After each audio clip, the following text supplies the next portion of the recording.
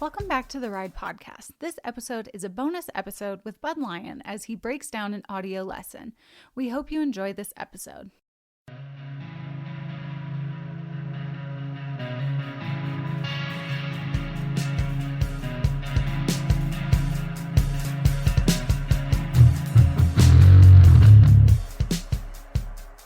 Today we're going to talk a little bit about the benefits of lunging, and in my program we lunge horses for a variety of reasons. Sometimes it's to get them warmed up before we ride them, take the fresh off of them so that they're ready to learn when we do get on them and start working on them for their training purposes. Other times it's to evaluate their soundness level. If we have a horse that we maybe suspect has some soundness issues, then we're going to lunge them in order to kind of evaluate them on the lunge line. Sometimes it's just a good way to let them get exercise without riding them. Maybe they need a break mentally from the training regimen, and we're just going to let them get on the lunge line and play a little bit. So I'm going to let this horse go around on the lunge line, and we'll talk a little bit about, some of the things I like to do when we're lunging and what I like to see. It's a cold Monday morning, so we expect this horse to be pretty fresh and might want to be a little playful. So we're just going to go ahead and let him go around a little bit and see what happens. I'm just going to start by encouraging this horse to go forward. When I lunge my horses, I don't want them to jump away from me, or I don't want them to launch into a gallop as soon as I let them know it's okay to go around in a circle. I want them to exercise a little control and discipline, at least in the beginning. I find that if you let those horses come out and you just kind of, wave your arms at them and let them jump away from you, that they eventually learn to do that, and it becomes a habit.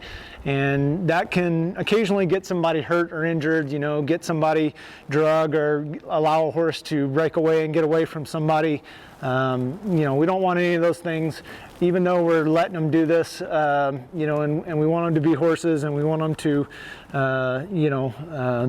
be relaxed and confident. We don't want them to learn that they can run and jerk and pull away from somebody and get loose and run free and risk getting injured. So what we're going to do is we're just going to move back here towards his hip and his hindquarters, and we're going to encourage him to go forward. Notice I've got kind of a short lead on him right now. Okay, so we're not just going to throw a bunch of line at him and let him go run crazy. We're just going to step back behind his hip and encourage him to go forward and in a circle. And as he does, I'm going to let out this rope a little bit and let him go out there. Now when he puts his head down like that, I don't want to let my rope get low, because I don't want him getting a front leg over that lunge line and getting into an accident or risk getting hurt. So anytime I see him put his head down, I'm going to let him put his head down, but I'm going to make sure I lift up on it just so he doesn't get a front leg over that thing and get away from me.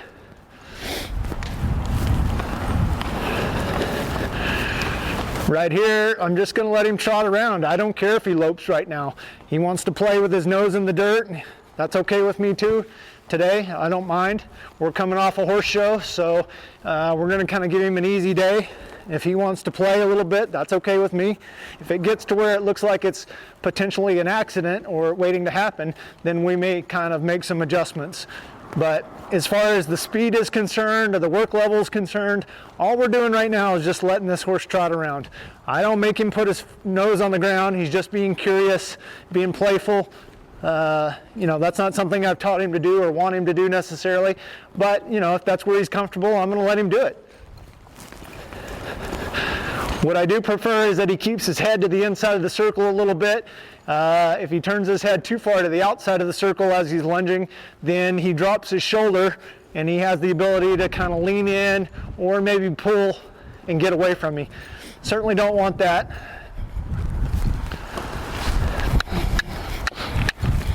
Gonna cluck to him a little bit just to tell him to go forward a little bit. I'm watching his legs right now, evaluating his soundness level. Again, we're coming off the World Show, so we had a pretty big event going on. This horse showed there in the senior reining, so we're just kind of paying attention to how he moves, how he travels, looking for any signs of tweaks or soundness issues. Don't really see much today, which makes me happy. We always want to put the health of the horse first, make sure we do right by the horse. So if there's any sign of injury or lameness or soreness, we want to address that pretty quickly. Now we're going to encourage him to kind of move out a little bit, I think. Again, I want this horse to, even though I want him to be relaxed, I also want him to be disciplined. I want him to be controlled. I want him to have manners and respect. I don't want him dragging me around. I don't want to have to get into a tug-of-war contest with him, because I know that if I do and he really decides to pull against me, that I'm probably going to lose.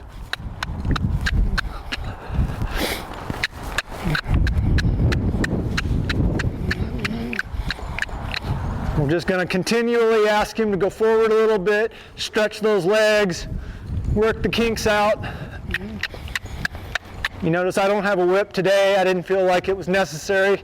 Some days if I've got one, if I've got a horse on the lunge line that wants to be really lazy, I might need a little whip just to encourage him to go forward.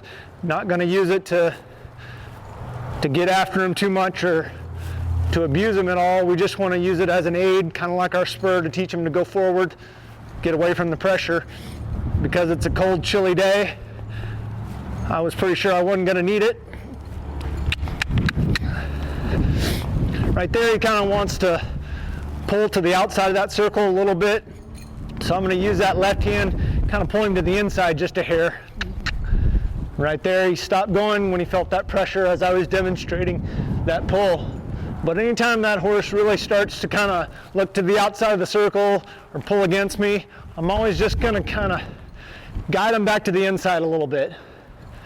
Ideally, I'd like to see this horse, or any horse, go around in a circle, and I don't want there to be a tight tension on this rope between my hand and their halter. So,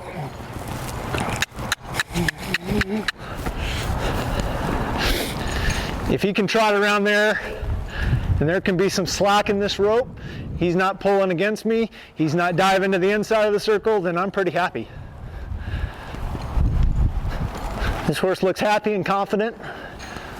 It looks like he's enjoying being outside, being out of his stall. So again, we're just going to make sure he's not pulling on us. And even if he wants to put his head down, that's fine. Just don't risk getting into an accident. I'm going to let him stop. Whoa. Whoa. And again, I didn't pull on him to make him stop. I said the word whoa. I want him to listen to that word even when I'm not on his back. If he'd have kept going around and ignored my voice command, then I probably would have pulled him to the inside a little bit until his feet stopped, just kind of reinforcing that. Even though we're not on their back and we're not practicing any maneuvers, we're not specifically training for any one thing, we still want to emphasize our fundamentals. And our fundamentals are discipline, respect, control. We want them to listen to the word whoa. We want them to move away from us when we need them to. So just because we're on the ground doesn't mean that we can't emphasize those same concepts. We're going to go ahead and let him go to the right now. Same thing, I don't need him to launch into the lope or the gallop. I just need him to kind of go forward. So I'm going to get back here by his hip and encourage him to go forward, but with discipline and with control.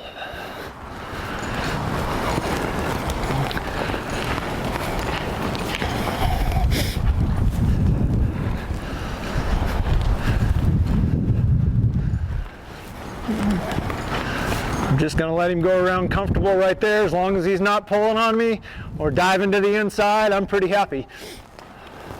He can look to the outside a little bit, but if I pull and draw back on this lunge line, I'd like to see that nose come to me a little bit, and I'd like to see his body follow. Just going to encourage him to go forward.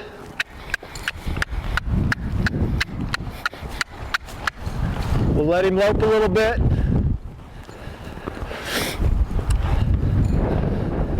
Same thing, just because we're going in a different gait doesn't mean any of the principles change. picks up the outside lead, switches back to the inside lead. I'd prefer him to be on the inside lead. Same thing, I don't want him pulling me to the outside of the circle. I don't want him diving to the inside of the circle. He can put his nose down towards the ground if he wants to, but we don't want him to get into trouble by stepping over that lunge line.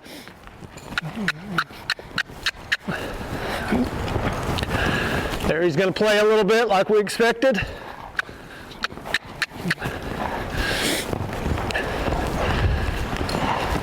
But as long as he's still got a game plan and he's taking care of me and him, I'm happy.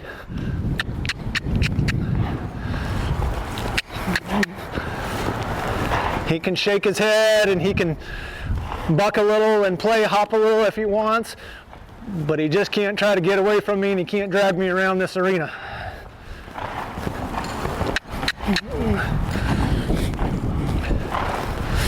If I draw back with this right hand, pull that nose, his nose should come towards me and his body should follow. I'm happy with that right there.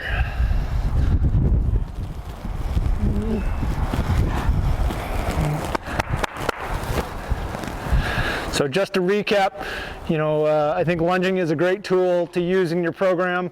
It allows you to do a variety of things. You can evaluate lameness. You can allow your horse to exercise without riding him. You can take the fresh off your horse before you do get on and train. Thank you guys for tuning into this special episode of The Ride podcast. Stay tuned as we release regular episodes of The Ride. Please let us know how you like this audio lesson by emailing us at horseandrider@aimmedia.com.